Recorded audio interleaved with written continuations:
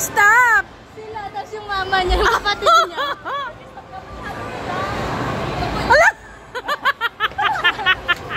Akala ko ba dito pang grade 5 lang? Bakla! Ano ba? Nakaupo!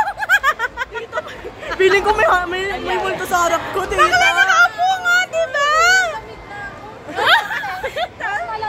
Wala, sayang yung ano.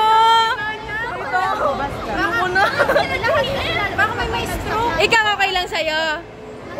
Bawal na ba papasok ulit, ate? Ah?